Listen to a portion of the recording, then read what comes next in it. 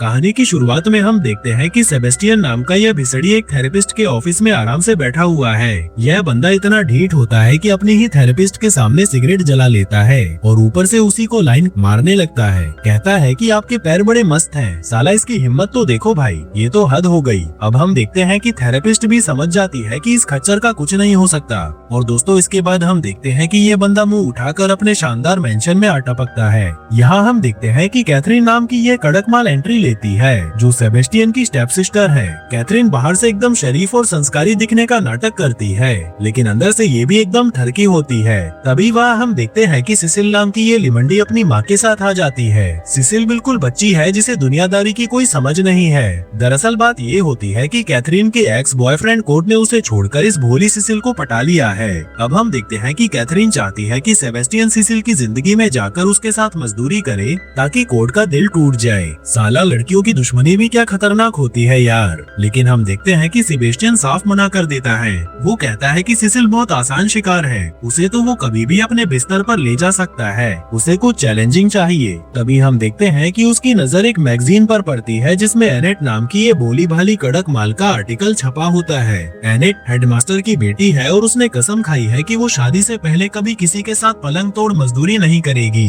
अब देखो दोस्तों, हम देखते हैं कि सेबेस्टियन और कैथरीन के बीच एक अजीब सी शर्त लग जाती है। सेबेस्टियन कहता है कि स्कूल शुरू होने से पहले वो एनेट के साथ खेत जोत कर दिखाएगा। कैथरीन कहती है कि अगर वो हार गया तो उसकी विंटेज पोर्श कार कैथरीन की हो जाएगी, लेकिन अगर सेबेस्टियन जीत गया तो वो उसे अपने साथ गिड़मस्ती करने का मौका मिलेगा। बंदे ने तो कमाल कर दिया, अपनी ही स्टेप सिस्टर की पिंकी बजाने की डील कर ली। अगले सीन में हम देखते हैं कि सेबेस्टियन एनेट का पीछा करते हुए अपनी आंट हेलेन के घर पहुंच जाता है, जहां एनेट छुट्टियां मना रही होती है। हम देखते हैं कि एनेट घोड़े की सवारी कर रही होती है और सेबेस्टियन तुरंत वहां टपकता है। वो अपनी चिकनी चुपड़ी बातों से उसे इम्प्रेस करने की कोशिश करने लगता है, लेकिन एनेट बहुत स्मार्ट है। हम देखते हैं कि वो सेबेस्टियन को सीधा इग्नोर मारती है और कहती है कि उसे लड़कों में कोई इंटरेस्ट नहीं है। यहाँ तो सीन पलट गया दोस्तों, सेबेस्टियन का सारा स्वैग हवा हो गया। उधर दूसरी तरफ हम देखते हैं कि कैथरीन सिसिल नाम की इस लिमंडी को बिगाड़ने में लगी हुई है। दोनों पार्क में बैठे होते हैं। कैथरीन सिसिल को भड़काने लगती है कि उसे लड़कों के साथ प्रैक्टिस करनी चाहिए। जब हम देखते हैं कि कैथरीन खुद सिसिल को किस करना सिखाने लग जाती है। साली ये तो पूरे मोहल्ले को बिगाड़ कर ही मानेगी। हम देखते हैं कि कैथरीन सिसिल को बताती है कि अगर उसे कुछ मजेदार करना है तो वो अपने बॉयफ्रेंड रोनाल्ड पर डोरे डाले। यहाँ से कहानी एक अजीब मोड़ लेती है।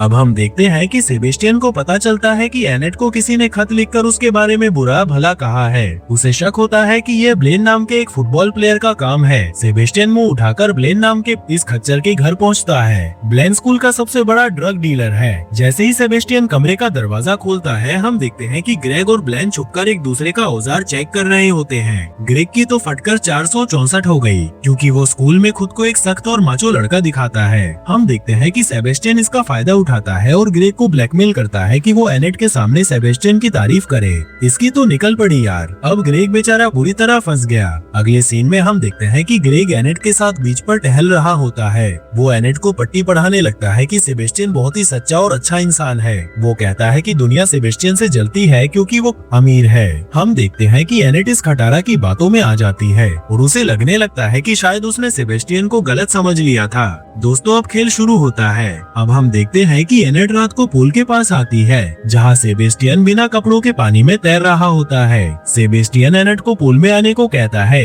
लेकिन एनेट शर्मा जाती है। जैसे ही एनेट पलटकर जाने लगती है, हम देखते हैं कि सेबेस्टियन पानी से बाहर आ जाता है और अपना हथियार बिल्कुल खुला छोड़ देता है। हम देखते हैं कि एनेट उसे नंगा देखकर एकदम से फट जाती है और भाग खड़ी होती है, लेकिन कहीं ना कहीं उसके मन में सेबेस्टियन के लिए एक सॉफ्ट कॉर्नर बन जाता है। इनकी गिड़मस्ती देखो भाई, कोई शर्म लिहाज ही नहीं है। इधर हम देखते हैं कि सिसिल रोनाल्ड के साथ अपने सेलो लेसन ले रही होती है। दोनों के बीच आंखें ठंडी हो रही होती है और प्यार पनपने लगता है। कैथरीन छुपकर ये सब देख लेती है। वो सिसिल की माँ को भड़का देती है। देखते हैं कि सिसिल की माँ कमरे में आती है और रोनाल्ड को खूब बेइज्जत करके घर से बाहर निकाल देती है। सिसिल रोती हुई कैथरीन के पास आती है। हम देखते हैं कि कैथरीन उसे सेबेस्टियन के पास भेज देती है, ये कहकर कि वो उसकी मदद करेगा, और फिर वो हुआ जिसका डर था। अब आगे हम देखते हैं कि सिसिल सेबेस्टियन के बिस्तर पर लेटी होती है। सेबेस्टियन उसे समझाने लगता है कि उसे अपनी जिंदगी अपने तरीके से जीनी चाहिए। बातों ही बातों में हम देखते हैं कि सेबेस्टियन सिसिल के कपड़े उतारने लग जाता है। सिसिल कहती है कि उसे तो सिर्फ एक किस चाहिए था, लेकिन सेबेस्टियन सिसिल को पिंकी बजाना सिखाने लगता है। साला ये बंदा मौका देखकर चौका मारने में एक्सपर्ट है। सिसिल को पता भी नहीं चला और सेबेस्टियन ने उसके साथ आधी मजदूरी कर डाली। अब देखो दोस्तों आगे जो होने वाला है। हम देखते हैं कि एनेट वॉलंटियर के तौर पर एक ओल्ड एज होम में जाती है। वो हैरान रह जाती है जब वो देखती है कि सेबेस्टियन भी वहाँ बुजुर्गों के साथ वक्त बिता रहा है। वो हैरान रह जाती है कि जो सेबेस्टियन उसने एक बूढ़ी औरत के साथ बैठकर बात कर रहा होता है और न्यूज़पेपर पढ़ रहा होता है। ये सब देखकर एनेट को लगता है कि सेबेस्टियन सच में अंदर से एक अच्छा इंसान है। लड़की पिघलना शुरू हो गई है यार, बंदे ने तो कमाल कर दिया, एकदम संत बन गया। लेकिन असल में हम देखते हैं कि सेबेस्टियन सिर्फ एनेट को इम्प्रेस करने के लिए ये नाटक कर रहा होता है। दोनों जब कार में वापस लौट रहे होते हैं तो हम देखते हैं कि एनेट काफी खुश दिखाई देती है। फिर हम देखते हैं कि एनेट गार्डन में किताब पढ़ रही होती है। सेबेस्टियन आकर उसके पास बैठ जाता है।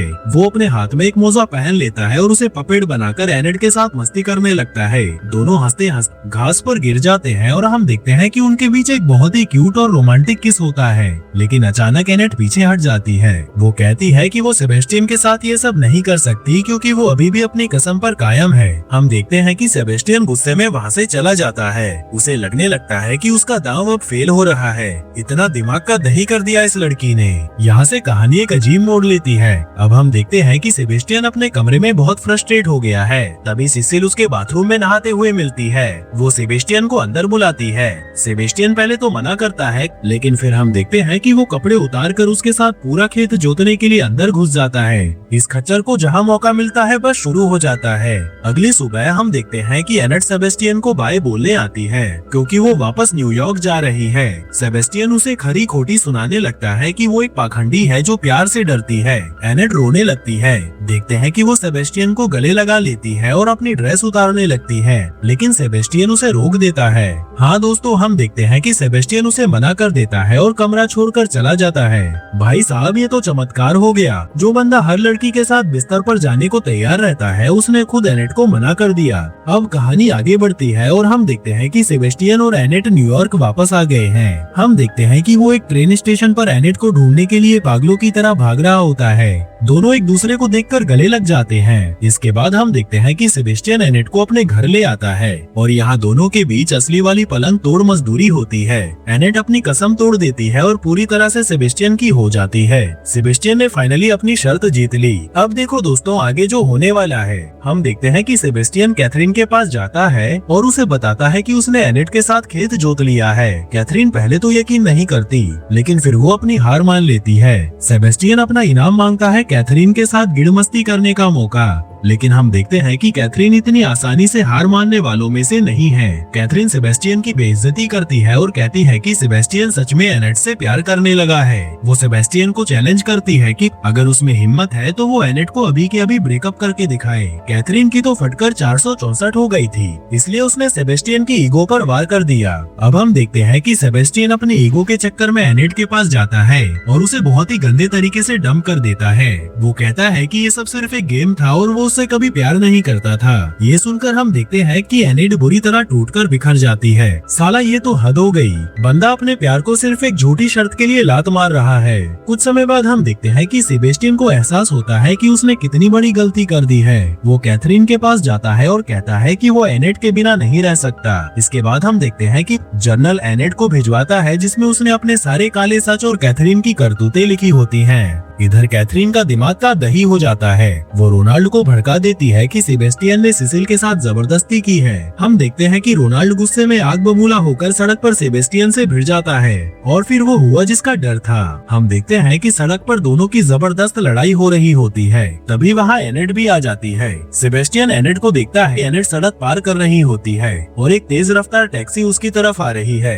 सेबेस्टियन उसे बचाने के लिए आगे कूदता है और बूम, टैक्सी सीधा सेबेस्टियन को टक्कर टक्कर मार देती है। हम देखते हैं कि सेबेस्टियन हवा में उछलकर दूर गिरता है। एनेट चीखती हुई उसके पास भागती है। सेबेस्टियन उसे देखकर मुस्कुराता है, लेकिन फिर उसकी मौत हो जाती है। साला प्यार में तो ये खच्चर भी पिघल गया और अपनी जान दे दी। दोस्तों, अब खेल का असली अंत शुरू होता है। अब आगे हम देखते हैं कि सेबेस्टियन के मरने के बाद सभी लोग काले कपड़े पहनकर मुंह उठाकर उसके मेमोरियल में आए होते हैं। कैथरीन सबसे ज्यादा रोने का नाटक कर रही होती है, जैसे वो दुनिया की सबसे अच्छी बहन हो। लेकिन तभी हम देखते हैं कि वहाँ एनेट टपकती है। एनेट ने सेबेस्टियन की वो सीक्रेट डायरी पूरे स्कूल में कॉपी करके बांट दी होती है। डायरी में कैथरीन के सारे काले कारनामे लिखे होते हैं। यह भी लिखा होता है कि कैथरीन अपने क्रॉस लॉकेट के अंदर कोकीन छुपा कर रखती है। हम देखते हैं कि पूरे स्कूल के सामने कैथरीन की असलियत खुल जाती है। सब लोग उसे घृणा की नजरों से देखने लगते हैं। कैथरीन का पूरा घमंड और रुतबा मिट्टी में मिल जाता है और वो पूरी तरह से बर्बाद हो चुकी है। एनेट ने एकदम मस्त बदला लिया। सीन शिफ्ट होता है और हम देखते हैं कि अब एनेट सेबेस्टियन की विंटेज पोर्श कार में बैठ जाती है और वो सेबेस्टियन का चश्मा पहनती है और वो वहाँ से दूर चली जाती है। दोस्तों, अगर ये फिल्म आपको पसंद आई तो स्क्रीन पर दिख रही फिल्मों को अभी देख लो। इसी के साथ ही ये कहानी यहीं खत्म हो जाती है। धन्यवाद।